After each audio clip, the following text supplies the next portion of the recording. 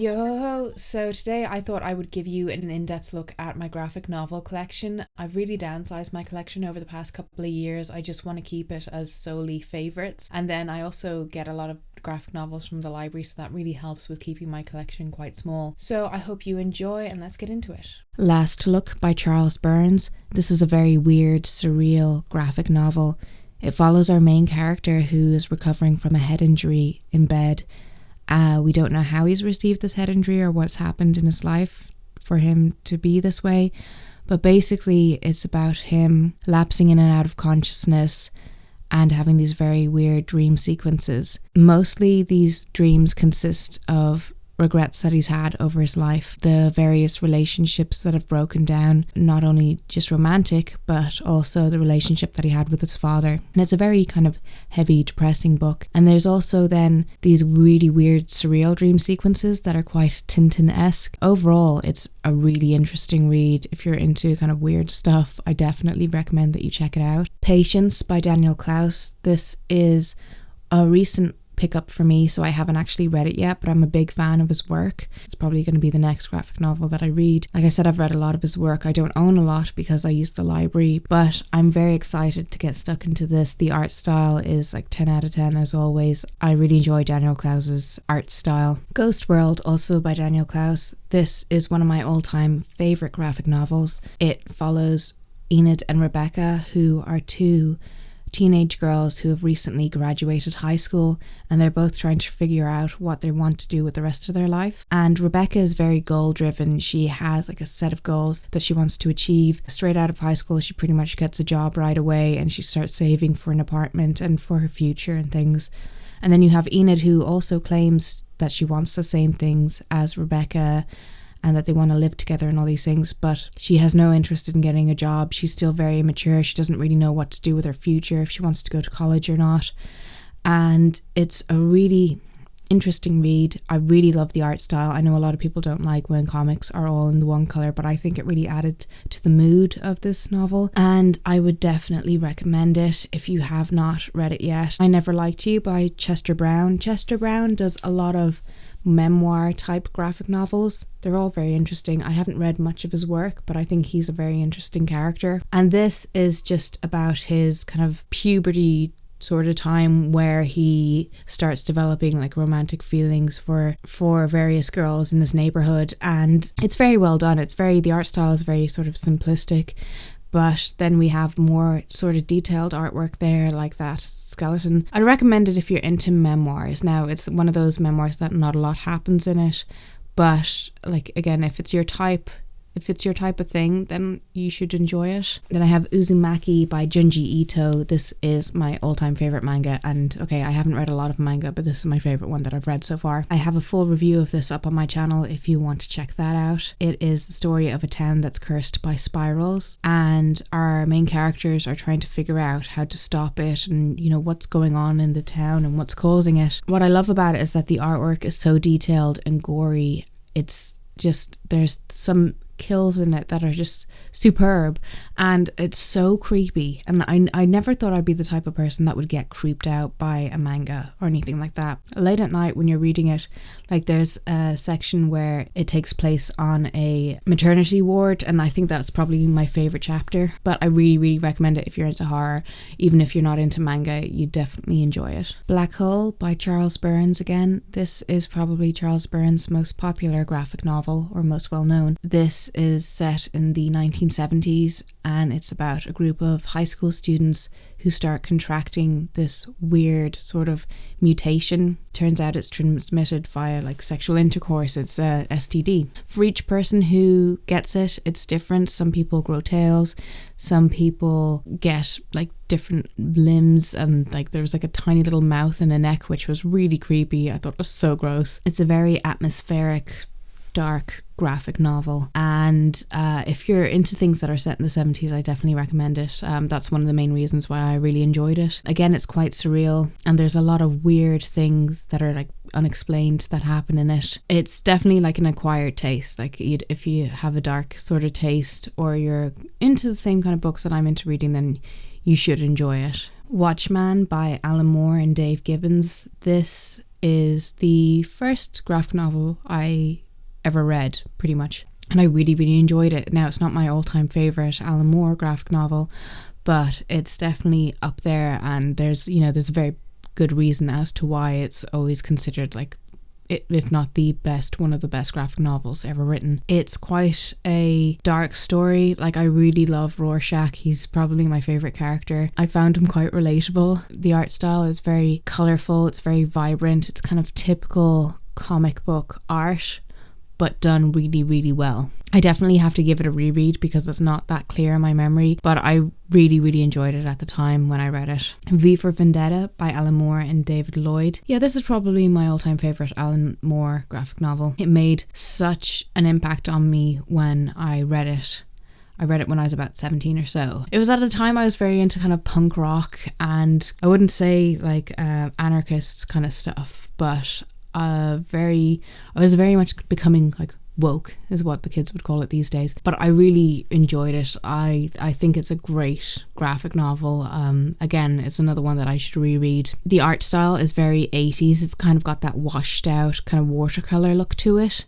Again, that might not be to everyone's taste, but I think it really suited the story. Overall, I thought it was great, and I really, really recommend it. The Crow Special Edition by James O'Barr. This one I kind of have a love-hate relationship with. When I read it, I didn't really enjoy it that much, but now kind of thinking back on it, I really did enjoy it. The first thing that you need to know about this is that the art style is just beautiful. There's bits where our main character is kind of reminiscing about his lost love. When he's thinking of her, it's just so soft and beautiful looking. And then you have the more kind of gritty bits where he's out seeking revenge, and it's sort of it kind of gives me some manga vibes in areas. But there's several different art styles in it. It's really quite gory. There's a bit of self-harm in it, which it can be like triggering to some people. I really recommend, if you're into revenge stories, especially like dark kind of gory revenge stories. Witches by Scott Snyder and Jock. This is one that I did a standalone review on my channel as well because I loved it so much. And I'll flat out say right now, like, I'm really biased when it comes to this because I love anything about witches, and I especially loved how the witches were portrayed in this comic. Just really a primal evil that live off sacrifices. I just thought it was really metal and badass. The art style is great. I know it can be distracting to some people because it has this watercolor sort of splash effect over it, but I think that, again, it just adds atmosphere to it. I'm forever waiting for like the second volume of this. I've heard nothing about that, but I hope that one day it will come into fruition. I really recommend it. But yeah, it's just a story about a family who are become kind of plagued by this weird primal evil, and it's very graphic in some places too. Then I have Tank Girl volume 1, 2 and 3. Yeah, I was very into the Tank Girl series when I was a teenager. I wouldn't really be mad into it now. I think the first one is probably the best one. It's the most kind of coherent one. The rest of them are like a lot of kind of mini stories that don't really connect to each other, and they kind of jump all over the place, and it can be a bit confusing if you're reading it or you're not really paying attention. But it's a bit of fun. I love the kind of 90s DIY aspect to it, and it has that look to it, and the art is amazing. Like, Jamie Howlett's art style is just like 10 out of 10. It's really great. Batman the Killing Joke by Alan Moore and Brian Boland. There was a period in my life when I was very into the Joker. This is one of the more better Joker stories you'll find out there, and it's obviously very renowned and highly thought of in the comic book community. But yeah, I don't really have much to say about the art. I found the art to be kind of your basic comic book style, and it's been a good few years since I read it now, but I remember really enjoying it when I read it. Being impressed. I like the kind of noir-esque style in some places with the art. Then I have Joker by Brian Azzarello. This is one that I think came out around the same time that like The Dark Knight came out, and it's like heavily influenced by that. You can tell by the style of it. It's a very sort of gritty, raw sort of art style to it, and it was kind of one of my more favorite Joker stories. You have a lot of the classic Batman characters in there, but I really, really love the style of it. Batman The Dark Knight Returns by Frank Miller. Again, another legendary Batman story. One of my favorites. It has the female Robin. Again, it has that washed out watercolor artwork to it, and I've heard so many people complain about that, and I'm just like, get over it. It's just like, read the story. But I really enjoyed it. I much prefer like the Batman stories from when he's older rather than like a young, like I like him when he's like old and kind of gnarly. Yeah, again, it's a must read if you're into Batman. I definitely recommend it to anyone who's getting into the Batman stories and things. It's like, you have to read it. Batman Arkham Asylum by Grant Morrison and Dave McKean. This is my favorite. This is probably my favorite Batman story. I love that it takes place in Arkham Asylum and that it's just Batman traveling on through and meeting the various villains on his way, and the Joker's just taunting him the whole way through. The art is stunning. I think this is some of my favorite artwork that I've ever seen in a graphic novel. It is so raw and vibrant. It's just all the things that I really adore about graphic novel artwork. Then I have the Batman Chronicles Volume 1. I got this purely because I know that I will never own the original Detective Comics, so I might as well just have them in this format so I can read them, so I can know the Batman source material. And it's a very entertaining read. Like, it's camp as hell, but yeah, like, you know, the 30s and 40s was a crazy time, and I think you can really see it in these comics. Again, the artwork is just, it's very, you know, it's typical comic book style artwork. The colors are very vibrant and they really pop. Batman Mad Love and Other Stories by Paul Dini and Bruce Timm. Paul Dini is the chap who came up with the character of Harley Quinn, so if you're into her, you should definitely check out some of his comic books. Again, I read this a couple of years ago, so it's not that fresh in my memory, but I was very into Harley Quinn a couple of years ago, and then once her character's blown up after the Suicide Squad film, I kind of have gone off her just because she has become so popular. If you liked the Batman animated series, you'll definitely like this.